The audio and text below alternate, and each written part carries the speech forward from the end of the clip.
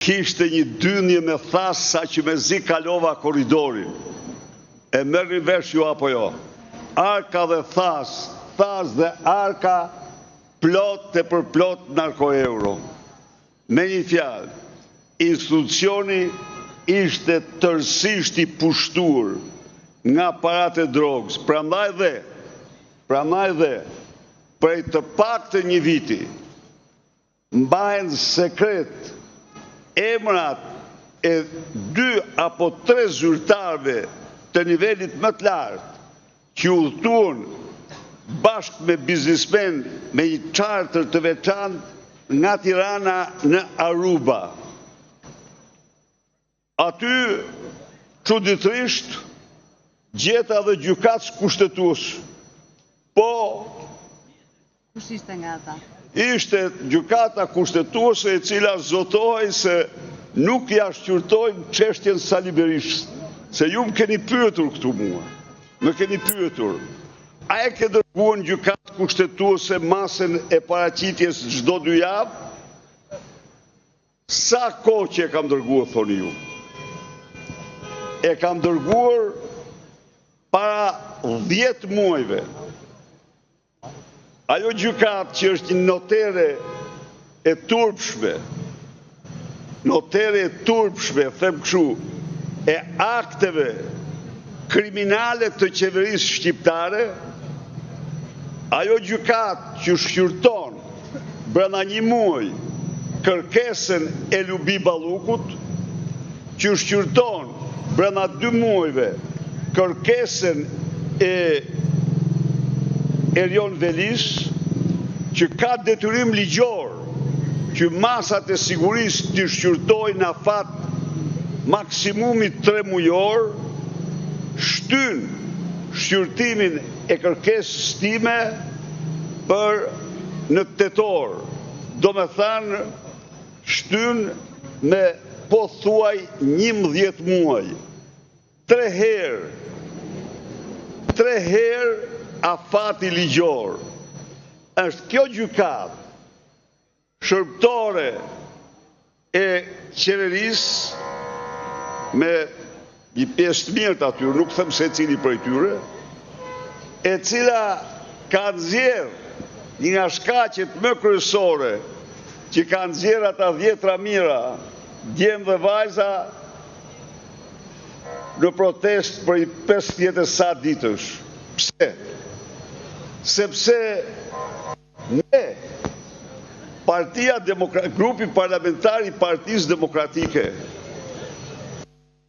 shtuan parlament dhe ka dërguar në gjykatë kushtetuese ligjin e investimeve strategjike. Gjykata kushtetuese, pavarësisht kërkesave të prera të Komisionit Evropian dhe Bashkimit Evropian, e ka lënë në fuqi ligjin. Partia Demokratike ka dërguar në atë gjykatë, siç e dini, ligjin për mbrojtjen e trashëgimisë kulturore, dhe ishte fjala konkretisht për parkun absolutisht më të bukur, më të mirë në Europë, që është parku i Butrintit. Gjykata kushtetuese firmosi për shkatrimin e tij vendimin e qeverisë.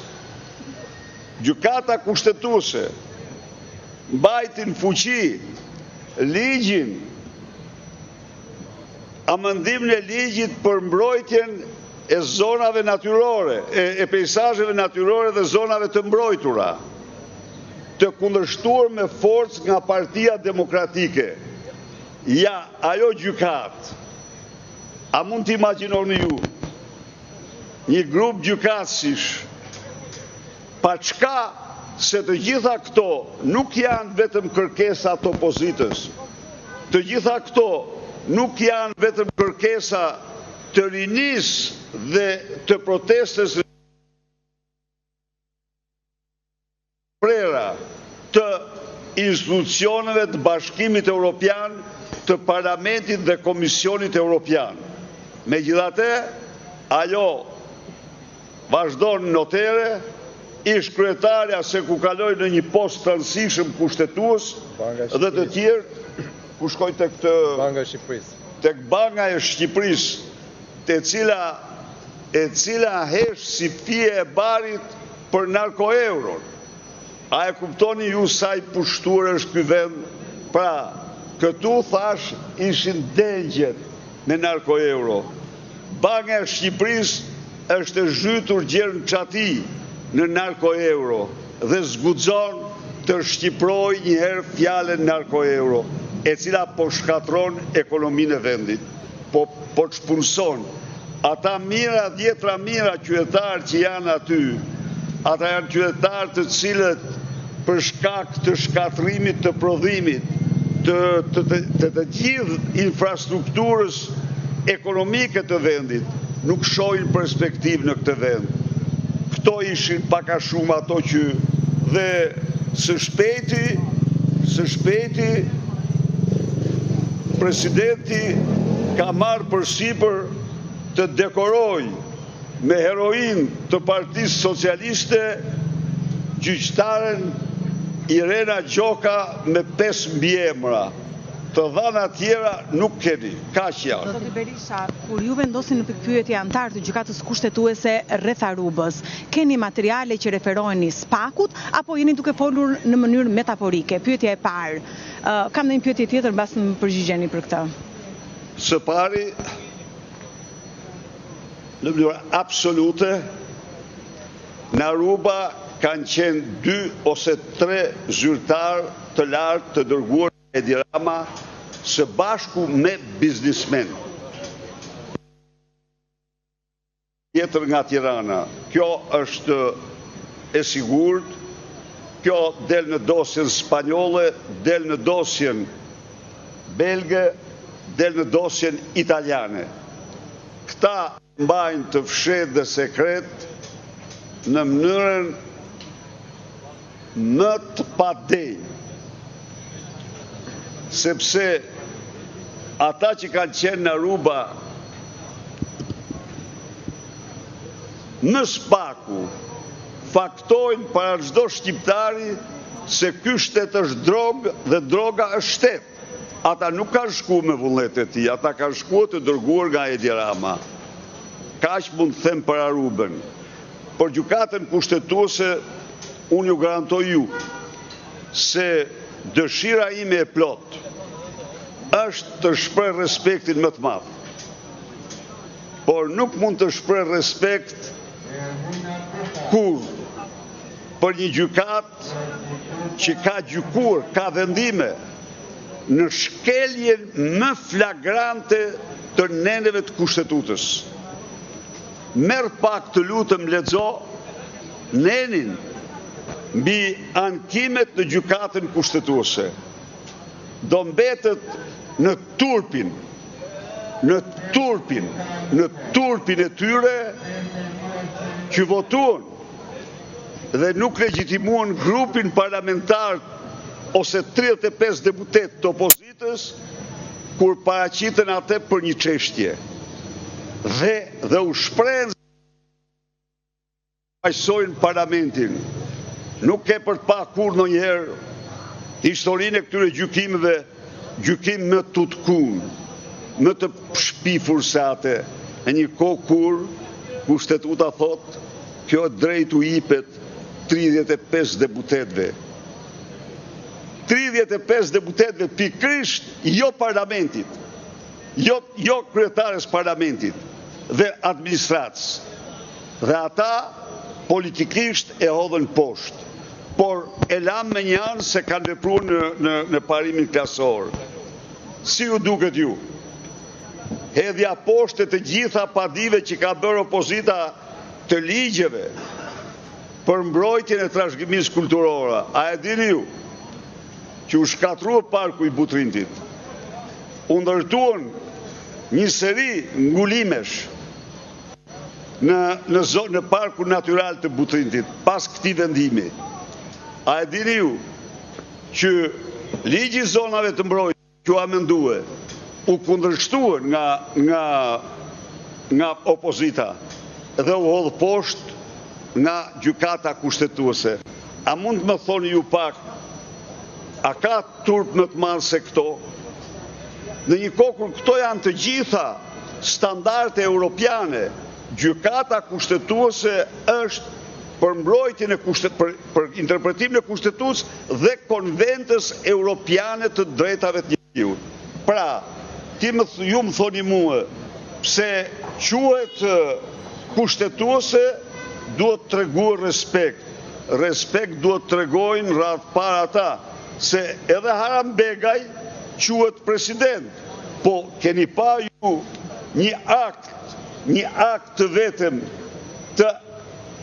të Haramit që shkon dhe bëhet dhe haxhia atje, po mirë fort, zgjedhje nuk i kundërshtoj, po do të thotë që duhet jetë i drejt, apo gjersa ka një dëshmon se ka një besim ose është rikthye në besimin fetar, atëherë si mund të sillet me një cinizëm ndaj atyre dhjetra mijëra të rive dhe qytetarëve që protestojnë absolutisht për interesa të çdo shqiptari.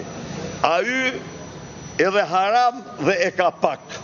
Pyetja e dytë që ishte Zoti Berisha, sot është gjyqi i themelit në dosjen Partizani. Sot është gjyqi i themelit në dosjen Partizani ku ju jeni akuzuar nga SPAK. Pritet të dëshmoj ish presidenti Bamir Topi. Si e parashikoni ju dëshminë e tij dhe pse është thirrur në dijenin tuaj Bamir Topi?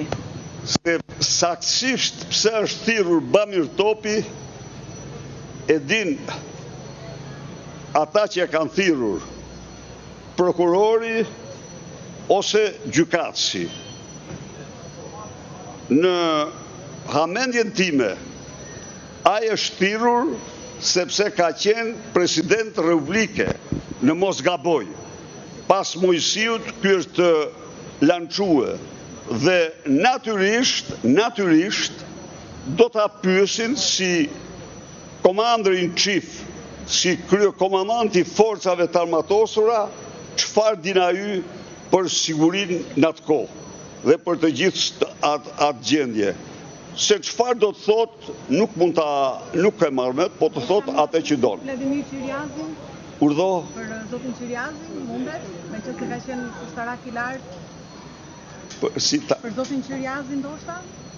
Nuk besoj, nuk e di, s'kam dëgjuar që ta kenë thirrë ndonjëherë se Qyriazi ka patur lidhje me ministrin, shefin e shtabit të përgjithshëm. Si rregull, kjo është hierarkia. Por e kanë thirrë për të apo jo, ajo do të tregohet nga gjyqi. Nuk e di. Tua do të dëshmoj projush? Urdhë? Tua do të dëshmoj projush Bamir Topi? Bamir, s'kam nevojë për asnjëri në botë të dëshmoj pro meje, sepse është faktuar në mënyrën më përfundimtare që në mënyrë absolute nuk ka asnjë shkelje ligjore. As dhe një shkelje më të vogël ligjore. Ka trillime të paimagjinueshme në atë proces. Ka trillime ku ju lutem, a mund të lexoni pak librin 35 falsifikimet e prokurorisë speciale për procesin, janë 35 falsifikime. Pra, i tërë procesi është ndërtuar mbi falsifikime, dokumentash, faktesh e të tjerë. Me një fjalë, ajo është një piramid mashtrimi e shembur dhe siç keni pa ju, çdo dëshmitar ka bërë deklaratat në mënyrë të tillë që ka treguar se s'ka patur zero ndërhyrje, ka zbatuar ligjin dhe fakti që në procesin e privatizimit dhe parablerjes kanë firmat minimumi 60 ose 70 ministra, punojësish. Asnjë prej tyre nuk është në ndjekje penale. Asnjë. Pse nuk është? Sepse kanë zbatuar ligjin dhe vetëm ligjin. Kjo është. Nuk ka patur Sali Berisha kur vendime nominale. Ja ku e keni Edi Ramën. Me 2 vendime nominale për Olsi Ramën, 38.000 metër katror tokë privati.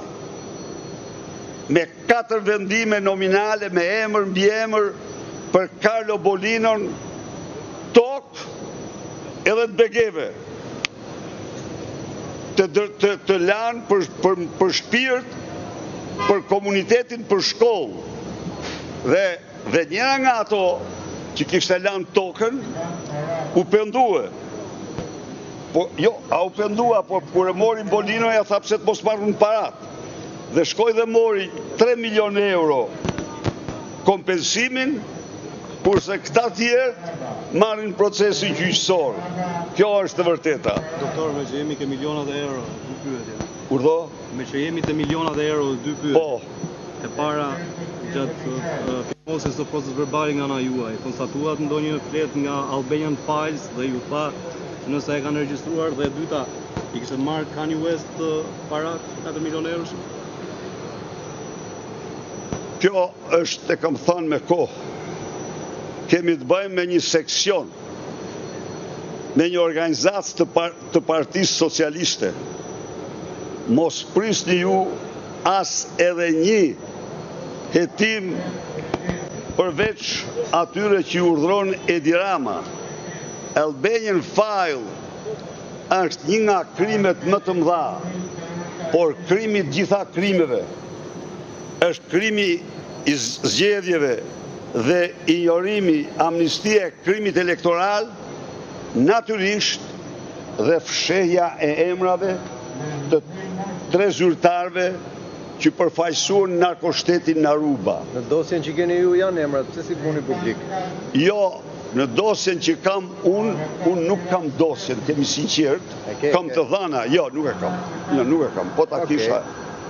Të garantoj që po ta kisha do i publikoja 100%. Unë kam të dhëna për qytetari digital në thuje. Ja, unë kam të dhëna sigurisht. Kam janë gjiknurit e fat dhe ju betu s'kam qenë. U betuar në kushtetur dhe jo në Bibël. Sepse ky është një personazh kompleks. Ky për kushtetut e ka si një prostitut politike. Kushtetutën nuk e ka asgjë. E hedh në kosh. Taulant Ballën që ka qenë Aruba. Prit një minutë. Jo, Taulantit nuk i kam thënë për Aruba. E ke thënë disa herë për Aruba. Jo, për Aruba nuk i kam thënë. Jo, Taulantit jo. Taulanti ka emrat e tjerë. Ka të tjerë, po atë nuk ja kam thënë sepse nuk kam dhëna, po ja thoja me kënaqësi. Pra, lidhur me Arubën është figuron emri i Angel Agachit, Ergys Agasit dhe i Damjanit që thot betohem. Betohu në Bibël, nuk pranoj mu të betohem në Bibël. Ja krijova mundësinë, urdhoj, tha, dil këtu, të nxjerrim Biblën dhe betohu. Atë jo se ka qenë dhe Natos.